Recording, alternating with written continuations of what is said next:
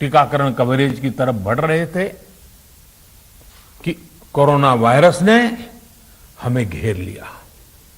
देश ही नहीं, दुनिया के सामने फिर पुरानी आशंकाएं घिरने लगी कि अब भारत कैसे इतनी बड़ी आबादी को बचा पाएगा।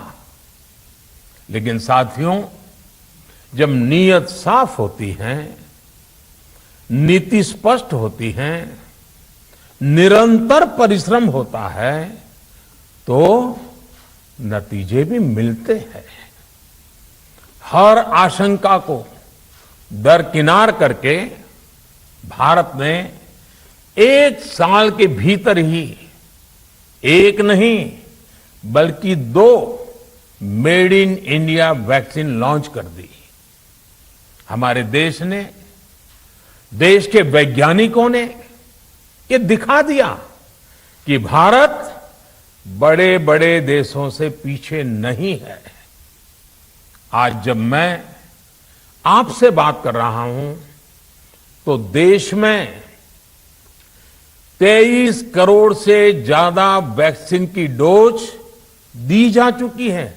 23 करोड़।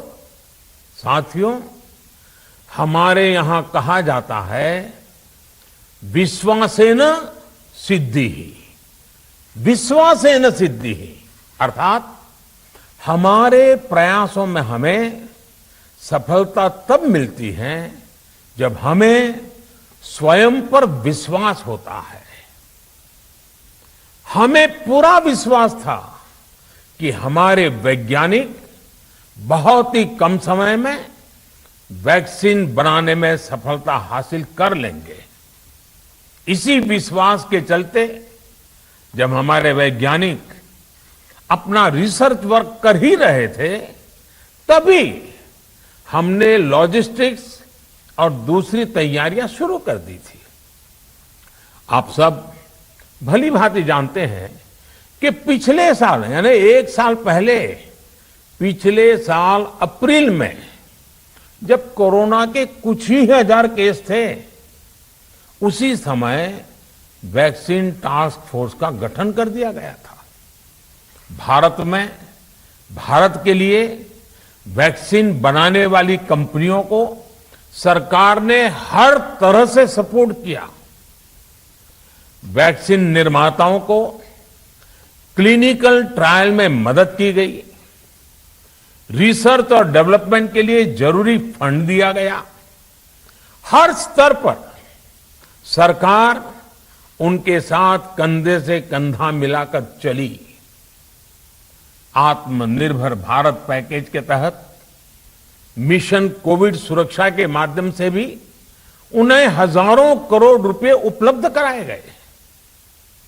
पिछले काफी समय से देश लगातार जो प्रयास और परिश्रम कर रहा है, उससे आने वाले दिनों में वैक्सीन की सप्लाई और भी ज्यादा बढ़ने वाली है।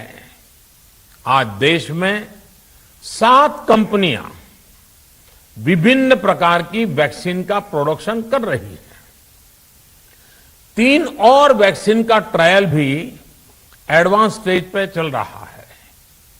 वैक्सीन की उपलब्धता बढ़ाने के लिए दूसरे देशों की कंपनियों से भी वैक्सीन खरीदने की प्रक्रिया को तेज किया गया है।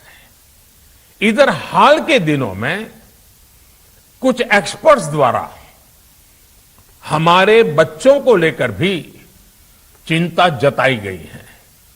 इस दिशा में भी 2 वैक्सीन का ट्रायल तेजी से चल रहा है।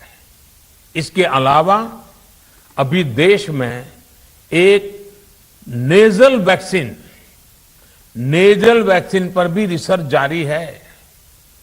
इसे सिरिंज से न देकर नाक में स्प्रे किया जाएगा। देश को अगर निकट भविष्य में इस वैक्सीन पर सफलता मिलती है तो इससे भारत के वैक्सीन अभियान में और ज्यादा तेजी आएगी। साथियों, इतने कम समय में वैक्सीन बनाना अपने आप में पूरी मानवता के लिए बहुत बड़ी उपलब्धि है, लेकिन इसकी अपनी सीमाएं भी हैं। वैक्सीन बनने के बाद भी दुनिया के बहुत कम देशों में वैक्सीनेशन प्रारंभ हुआ और ज्यादातर समृद्ध देशों में ही शुरू हुआ। WHO ने वैक्सीनेशन को लेकर गाइडलाइंस दी।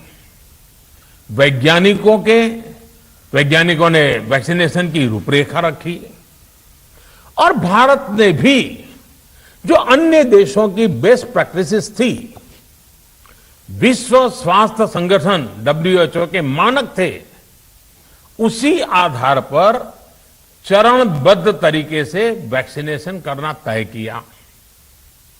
केंद्र सरकार ने मुख्यमंत्रियों के साथ हुई अनेकों बैठकों से जो सुझाव मिले, संसद के विभिन्न दलों के साथियों द्वारा जो सुझाव मिले, उसका भी पूरा ध्यान रखा।